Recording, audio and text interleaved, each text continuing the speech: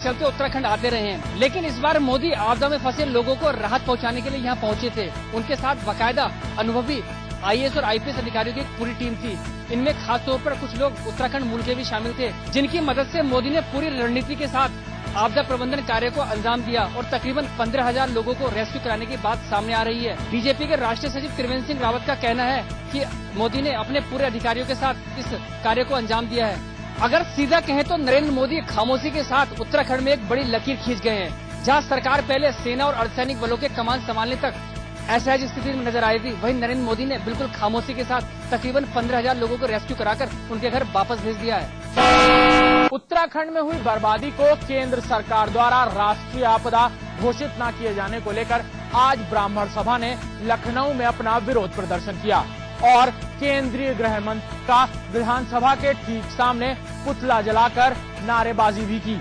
उत्तराखंड में आई देवी आपदा और केंद्र सरकार द्वारा आपदा से निपटने में प्रभावी तरीके से न निपट पाने के कारण अखिल भारतीय ब्राह्मण महासभा ने राजधानी लखनऊ में विधानसभा के सामने केंद्रीय गृह मंत्री सुशील कुमार शिंदे का पुतला फूंक कर विरोध जताया। ब्राह्मण सभा ने केंद्र सरकार पर आरोप लगाया है कि उत्तराखंड में आए सैलाब से केंद्र सरकार पूरी तरह नहीं निपट पा रही है और हजारों की तादाद में लोग जहां वहां अपनी जान खो चुके हैं, वहीं केंद्र सरकार अभी तक इसका आंकड़ा तक नहीं लगा पाई है। साथ ही महासभा ने ये भी कहा है कि केंद्र सरकार द्वारा उन तकनीकों का इस्तेमाल भी नहीं किया गया जो अक्सर टीवी और रेडियो पर ऐड के द्वारा दिखाए जाते थे। सिर्फ खोखले वादे ही करती रही है केंद्र सरकार। ब्राह्मण महासभा ने ये चेतावनी दी है कि अगले लोकसभा चुनाव में कांग्रेस को इसका फल भुगतना होगा।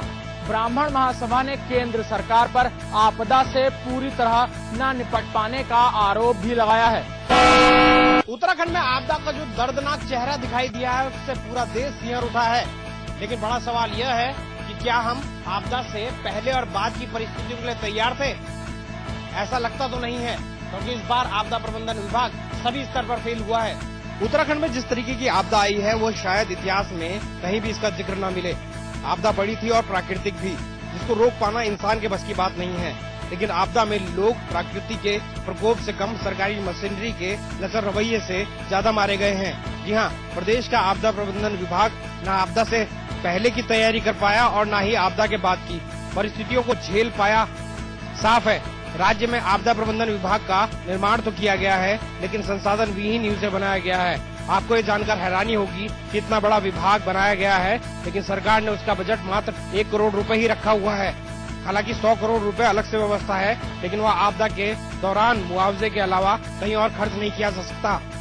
वहीं जिलों में भी आपदा प्रबंधन की स्थिति लचर है। हर जिले में 10 आपदा प्रबंधन अधिकारी रखने की बात थी, लेकिन कई जिलों में एक भी अधिकारी कर्मचारी नहीं है।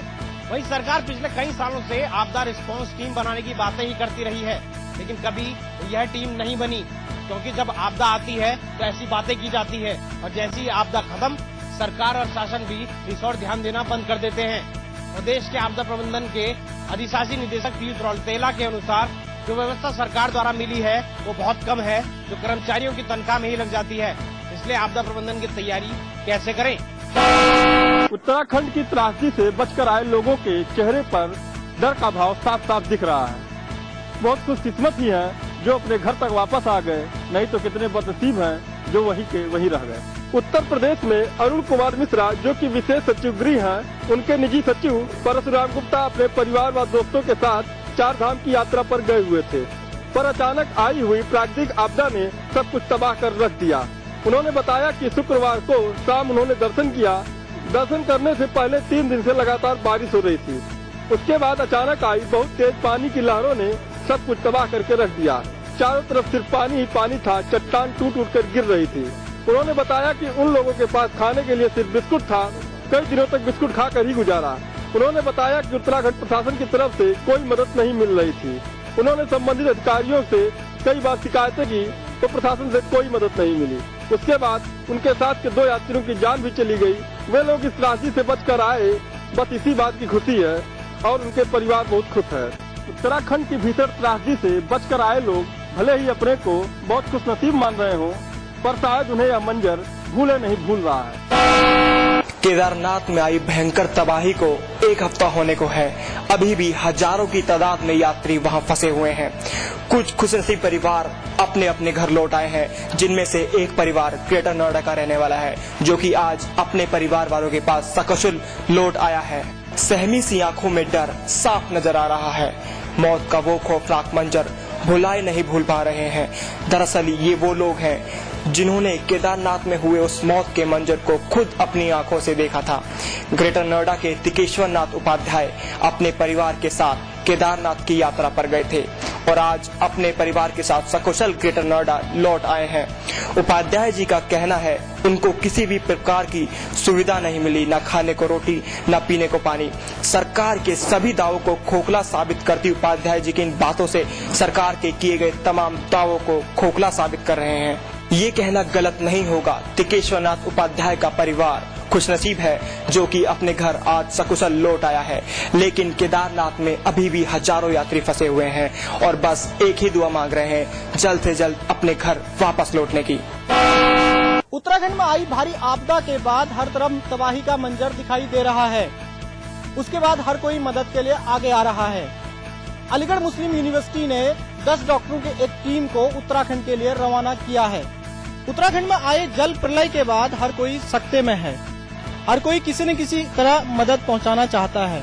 इसी को देखते हुए अलीगढ़ मुस्लिम विश्वविद्यालय ने 10 डॉक्टरों के एक दल को उत्तराखंड के लिए रवाना किया है। डॉक्टर अपने साथ जरूरी दवाइयां भी ले गए हैं, जिससे कि पीड़ितों को तुरंत उपचार किया जा सके। उत्तराखंड में आई देवी आपदा को लेकर जगह जगह लोग प्रार्थना कर रहे हैं। वहीं इसका एक मूल स्वरूप देखने को मिला धर्म की नगरी काशी में, जहां एक सामाजिक संगठनों ने गंगा जल लेकर बाबा केदारनाथ के मंदिर में जलाभिषेक किया। वहीं फंसे हुए तीर्थयात्रियों के लिए लंबी दुआएं भी मांगी। गंगा घाट के किनारे बाबा केदारनाथ का मंदिर है। इस मंदिर में कुछ समाज सेवी संगठनों ने पूजा अर्चन की। वहीं उत्तराखंड में फंसे पीड़ितों के लिए भी दुआएं मांगी। पुनरावृत्ति न हो आपदा की, इसके लिए बाबा से मनोकामनाएं भी मांगी। वहीं समाज सेवी संगठनों ने ये भी कहा है कि देवी आपदा की वजह पर्यावरण का खत्म होना है। उत्तराखंड में आई भयंकर बाढ़ ने जहां पूरे देश को हिलाकर रख दिया है, वहीं हरिद्वार में अलग अलग प्रांतों से दिग्गज नेताओं के आने जाने का दौर शुरू हो गया है। उत्तराखंड में बाढ़ ने जो कहर बरपाया है, उसमें बाढ़ पीड़ितों का भले ही बेहाल हो, लेकिन इसकी आड़ में नेताओं के दौर हरिद्वार तक सीमित रह गए। हरिद्वार में कांग्रेस की ओर से मोतीलाल बोरा, अंबिका सोनी, हरियाणा के मुख्यमंत्री भूपेंद्र सिंह हुड्डा हरिद्वार पहुंचे। इन तीनों नेताओं का काफिला सीधे हरिद्वार रेलवे स्टेशन पहुंचा और 5 मिनट में वापस लौट गए। भूपेंद्र सिंह हुड्डा व अंबिका सोनी ने एक सुर में कहा कि उत्तराखंड में बाढ़ प्रभावित क्षेत्रों को हर संभव मदद पहुंचाई जाएगी, लेकिन ये मदद कब तक पहुंचाई जाएगी ये कह नहीं सकते। हरिद्वार पहुंच रहे सभी दिग्गज नेताओं का यही कहना है कि आपदाग्रस्त यात्रियों को राहत सामग्री पहुंचाई जा रही है, मगर उन यात्रियों को कब तक सकुशल वापस लाया जाएगा, इसका जवाब किसी नेता के पास नहीं। सूबे में आई भीषण दैवीय आपदा के बाद आपदा में पीड़ित लोगों की मदद के लिए हल्द्वानी से 3 ट्रक खाद्यान्न सामग्री आपदा प्रभावित क्षेत्रों के लिए रवाना कर दी गई है। सूबे में आई आपदा के बाद जहां सरकार और सेना जी जान से बचाव राहत कार्य में जुटी है, वहीं अब लोगों ने भी आपदा प्रभावित इलाके के पीड़ितों की मदद के लिए हाथ बढ़ाना शुरू कर दिया है। हल्द्वानी में समाज सेवी संगठन और स्थानीय लोगों ने आपदा पीड़ितों की मदद के लिए खाद्यान्न सामग्री जुटाकर आपदा प्रभावित क्षेत्रों में भेजना शुरू कर दिया है। शहर से 3 ट्रक खाद्यान्न शनिवार को और 3 ट्रक खाद्यान्न रविवार को कुमाऊं के आपदाग्रस्त क्षेत्र पिथौरागढ़, धारचूला, मुंशियारी, डीडीहाट की ओर रवाना किया गया। यही नहीं, स्थानीय लोग जरूरत के हिसाब से सामान एकत्र कर पहाड़ों की ओर भेज रहे हैं। सूबे में आई इस भीषण दैविक आपदा में लोग सब कुछ छोड़ आपदा प्रभावित लोगों की मदद में जुटे हुए हैं। ये अच्छी बात है कि आपदा प्रभावित क्षेत्रों में आपदा पीड़ितों की मदद के लिए लोग खुद आगे आ रहे हैं और जरूरत के हिसाब से सामान आपदा प्रभावित क्षेत्रों में भेज रहे हैं। उत्तराखंड में आई जल प्रलय से पूरा देश प्रभावित है। इस जल प्रलय में हजारों लोगों की जान चली गई, तो हजारों लोग अभी भी लापता हैं। लेकिन कुछ लोग किस्मत वाले हैं जो मौत को मात देकर बरेली वापस लौटे हैं। उत्तराखंड में आई प्रलय के बरेली वासी भी साक्षी बने। उन्होंने यहाँ इस खौफनाक मंजर को नजदीक से देखा है और उसका दर्द भी सहा है। यही दर्द बरेली वापस आने के बाद भी इनकी आंखों में साफ झलकता है। कुछ लोग तो इसे अपना पुनर्जीवन मानते हैं तो कुछ इसे जीवन का एक खौफनाक सबक। उत्तराखंड में फंसे काफी लोग बरेली वापस आ चुके हैं, लेकिन अभी भी काफी लोग वहां पर फंसे हुए हैं। अब देखने की बात ये होगी कि ये लोग कब तक अपनों से मिल पाएंगे। पिथौरागढ़ जिले में खराब मौसम के चलते राहत कार्यों को ब्रेक लग गया है।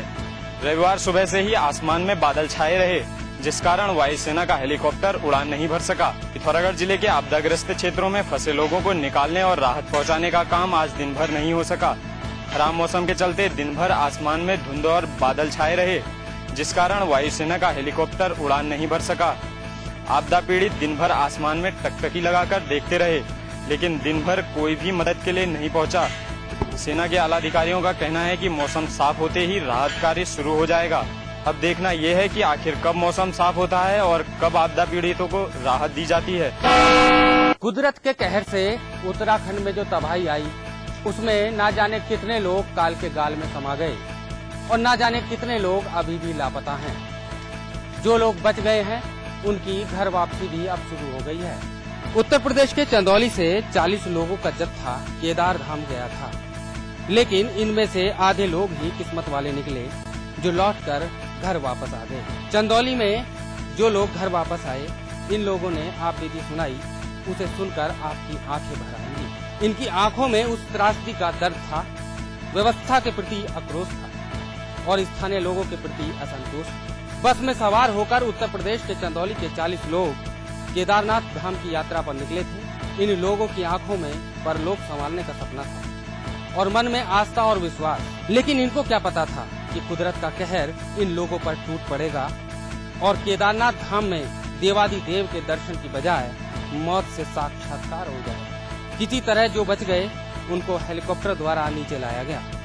उसके बाद ये लोग अपनी बस तक पहुँचे, लेकिन तब तक इस जत्थे के आधे लोग लापता हो चुके। इन सभी लोगों ने आप बीती में बताया कि किस तरह से बाथरूम में बैठकर इन्होंने अपनी जान बचाई और वहाँ फंसे लोग किस तरह से घास खाकर जीने को मजबूर हैं। केदार धाम में आई आपदा के बाद गुप्तकाशी स्थित भगवान विश्वनाथ मंदिर में भगवान केदारनाथ की पूजा अर्चना शुरू हो गई है। केदारनाथ में आई बाढ़ से पूरा केदार धाम तहस नहस हो गया है और केदारनाथ मंदिर भी इसकी चपेट में आ गया है, जिस कारण गुप्तकाशी स्थित विश्वनाथ मंदिर में भगवान केदारनाथ की विधि विधान से पूजा अर्चना शुरू हो गई है। पूजा केदारनाथ मंदिर के मुख्य पुजारी बागेश सिंह कर रहे हैं। दरअसल केदारनाथ भगवान की मुख्य मूर्ति पुजारी के पास रहती है, उसे वो अपने साथ गुप्तकाशी ले आए हैं। उनका कहना है कि आपदा के बाद धाम में बिना धार्मिक अनुष्ठान के पूजा अर्चना नहीं हो सकती है। इसे देखते हुए बाबा केदारनाथ की मुख्य मूर्ति को विश्वनाथ मंदिर में प्रतिष्ठापित कर विधि विधान पूजा अर्चना शुरू कर दी गई है। केदारनाथ में हुई त्रासदी के बाद बचकर आए मुख्य पुजारी बागेश सिंह भगवान केदारनाथ की पूजा अर्चना कर रहे हैं। मौत सामने खड़ी थी, लेकिन भगवान के आशीर्वाद से लखनऊ के आलमबाग के रहने वाले 3 दोस्तों ने मौत को मात देकर आखिरकार सही सलामत लखनऊ वापस लौट आए। ऐसे में तीनों दोस्तों ने भगवान का शुक्रिया अदा किया और मंदिर में जाकर बजरंगबली के दर्शन किए। सामने मौत ने दस्तक दे दी थी। आंखों के सामने पल भर में ही जिंदा इंसान लाशों में तब्दील हो रहे थे। दिल बस यही कह रहा था कि अब उनका नंबर है। गए तो 4 धाम यात्रा पर थे, मगर सोनप्रयाग में ही मौत से सामना हो गया।